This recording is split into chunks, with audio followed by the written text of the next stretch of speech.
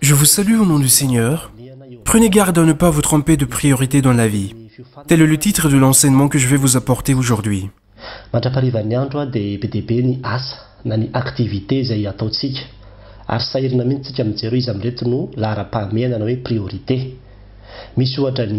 Nous exécutons de nombreuses tâches tout au long de la journée et nous nous efforçons à définir quelles sont nos priorités. Il y a le travail, la quête d'argent, les études, il y a également le ménage, la préparation du repas, les échanges entre amis, tels que les réseaux sociaux, Facebook, etc., ou les activités dans le cadre religieux. Il y a également le sport, les différents divertissements auxquels nous nous adonnons jusqu'au soir.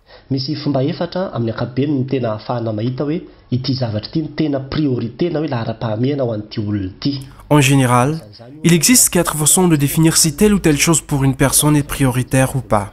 Par exemple, lorsqu'il se lève, son esprit est déjà occupé par cette chose.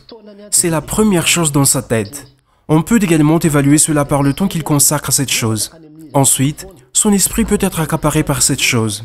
Le 4e cas, c'est que lorsqu'il fait ses prières, s'il est croyant, ses prières se focalisent toujours sur cette chose.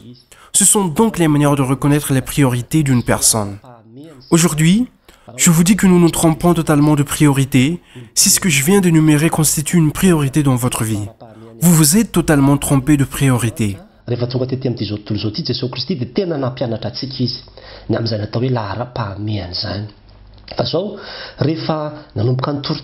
La parole de Dieu nous a appris lorsque Jésus-Christ est arrivé sur terre ce que c'est qu'une priorité.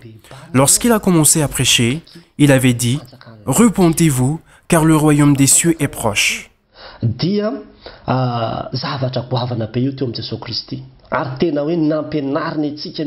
Le royaume des cieux dont Jésus a parlé était très important à ses yeux. Et c'est ce qu'il nous a appris à travers de nombreuses paraboles sur le royaume des cieux et sur la vie éternelle.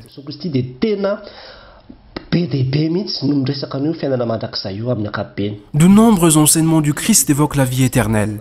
Et c'est ce qu'on appelle la priorité de Jésus-Christ, car dès qu'il avait commencé à prêcher, c'était à ce sujet. Et c'est d'ailleurs pour cela qu'il avait déclaré « Car que profitera-t-il à un homme de gagner le monde entier, c'est-à-dire le savoir, le travail, la nourriture, le bien-être, s'il se détruit lui-même ou se perd lui-même ?»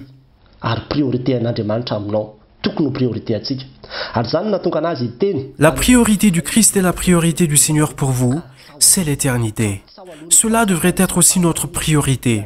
C'est pour cela que le Seigneur a déclaré dans Matthieu 6, 33, « Mais cherchez premièrement le royaume de Dieu et sa justice, et toutes ces choses vous seront données par-dessus. » Chercher premièrement veut dire « mettez à la première place ».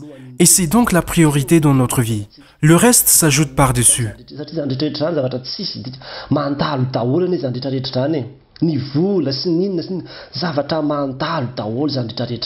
Il se trouve que tout ne fait que passer dans cette vie. La richesse ne fait que passer.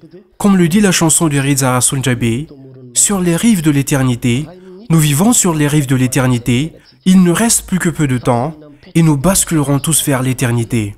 La question qui se pose est, est-ce que vous êtes sûr que vous aurez votre place dans la vie éternelle? Votre nom est-il inscrit dans le livre de la vie? Êtes-vous sûr que vous hériteriez de la vie éternelle? Comment dépensez-vous votre vie éternelle?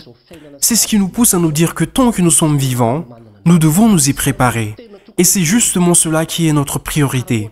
Donc, si nous voulons faire de l'éternité notre priorité, il faut que nous changions notre vie. C'est-à-dire que dès que vous vous réveillez, vous devez mettre en priorité le salut de votre âme en vous consacrant à la prière, la lecture de la parole de Dieu. Et cela doit occuper votre esprit durant toute la journée. C'est ce à quoi vous devez faire attention. Et la prière que vous devriez faire, ce n'est pas seulement des quêtes matérielles, mais également une quête spirituelle. Par exemple, « Seigneur, aie pitié de moi, purifie mon âme, fais en sorte que je m'unisse à toi, inscris mon nom dans le livre de la vie. »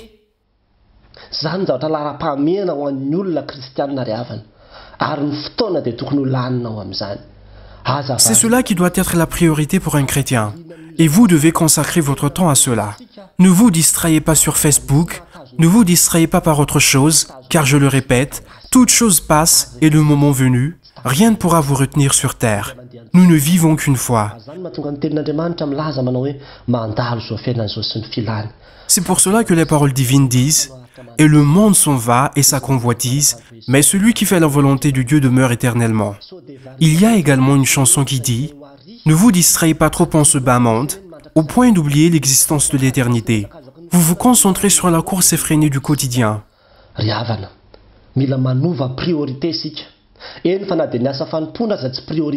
Mes amis, nous devons changer de priorité, car même les œuvres de Dieu ne sont plus la priorité. Donc, la première priorité d'un serviteur de Dieu doit être le salut de son âme. Il ne s'agit pas là pas trop des œuvres de Dieu, car quand bien même vous vous consacrez aux œuvres de Dieu, votre âme sera perdue si vous ne vous réconciliez pas avec Dieu. C'est le souci du salut de votre âme qui est une priorité et non pas le service divin. Votre âme doit être préparée à rencontrer le Seigneur, car ce jour viendra et il arrivera comme un voleur. Préparez-vous et soyez vigilants. À Dieu seul la gloire. Amen.